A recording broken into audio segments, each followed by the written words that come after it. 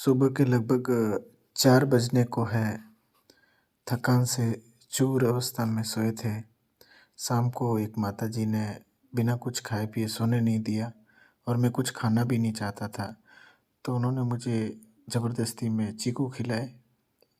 बहुत प्यार से रखते हैं यहाँ के आश्रम के लोग, बहुत प्यार से।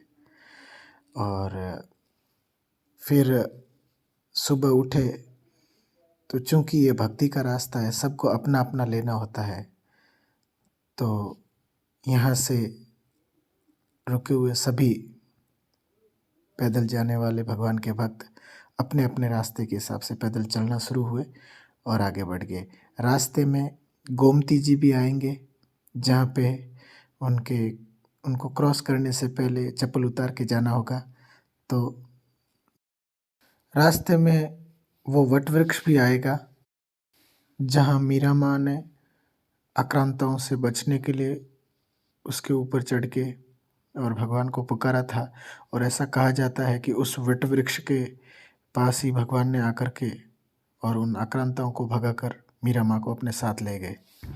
सुबह के लगभग 6:30 बज रहे हैं और मैं एक भक्त है उनके साथ में द्वारिका की तरफ बढ़ चला हूँ। रात को हम 15 किलोमीटर दूर रुके थे एक आश्रम में और आश्रम से उठ के और चल दिए हैं द्वारिका की तरफ। यहाँ से मंदिर और उसकी ध्वजा साफ दिखाई दे रही है। और यहाँ से द्वारिका है 5 किलोमीटर।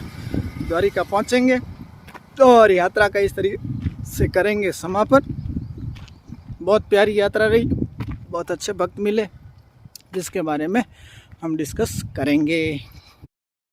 यही है वट वृक्षों का झुंड, जहाँ पे मीरा माँ पधारे थे। और यहाँ पे हमने दर्शन किए, थोड़ी देर रुके। अभी द्वारिका है 4 किलोमीटर और ये सामने दिखाई देने वाला मोड़ है गोमती जी के ऊपर से जाने वाला पुल। सूर्योदय हो चुका है। सूर्य भगवान को करते हैं नमस्कार और करते हैं आगे बढ़ कर के भगवान द्वारिकाधीश का दर्शन। चलिए चलते हैं। अभी हम हो चुके हैं एंटर द्वारिका नगरी में। यह है द्वारिका का प्रवेश द्वार, जहाँ से हम हुए हैं इसमें एंटर। मंदिर की पताका ऐसे लहरा रही है जैसे द्वारिकाधीश 17 दिन से इंतज़ार करते हुए हाथ हिलाकर आने को बोल रहे हैं। और बढ़ चलते हैं गोमती जी में स्नान के लिए। और मंदिर की पताका और मंदिर बहुत सुंदर दिखाई दे रहे हैं। तो भगवान के करते हैं दर्शन।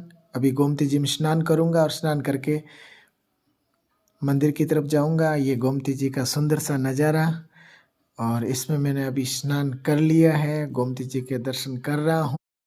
मंदिर में मोबाइल वगैरह कुछ भी अलाउ नहीं है, तो सब बाहर छोड़ के जाना होगा।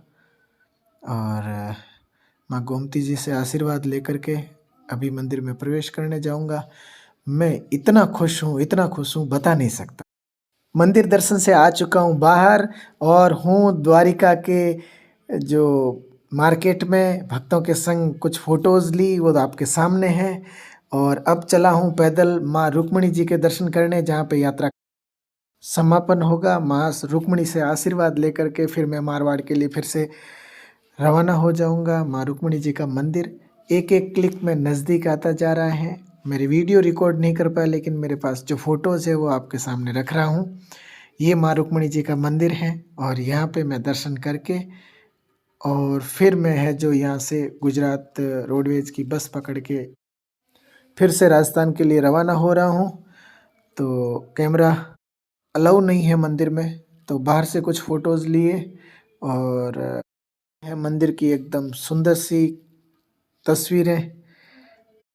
माँ रुक्मिणी जी के मंदिर की लहराती हुई पताका आशीर्वाद दे रही। पिछले कई वर्षों से जिस यात्रा का मैं सोच रहा था, आखिरकार द्वारिकाधीश ने पूरी करवाई। मैं बहुत खुश हूँ और अब वापस होता हूँ मंदिर के दर्शन करने के बाद रवाना। तो कुछ फ़ोटोज़ ली मैंने माँ रुक्मिणी जी के मंदिर के साथ में, और मेरे जीवन का एक सुंदर सा अध्याय पूर्ण होता हुआ। और ये भक्त हैं कुछ जो रास्ते में मिले थे, उनके साथ में फ़ोटोज़ ली। और ये है गुजरात रोडवेज का टिकट जिससे मैं वापस जा रहा हूँ। द्वारिका से राजस्थान के लिए सीधी बस सेवा ना मिलने के कारण मैं राजकोट के लिए जा रहा हूँ। राजकोट से अहमदाबाद होते हुए नाथद्वारा पहुँचूँगा। नाथद्वारा दर्शन करने के पश्चात मैं घर पहुँचूँगा, जहाँ पे मेरे मम्मी पापा मेरा इंतज़ार कर रहे हैं। इस सुंदर यात्रा का वृतांत सुनने के लिए द्वारिकाधीश से और माँ गोमती जी से लेता हूँ विदा, आशीर्वाद लेता हूँ उनसे और रवाना होता हूँ उनको साथ लेकर के मारवाड़ के लिए। द्वारिकाधीश, जय जय श्री राधे।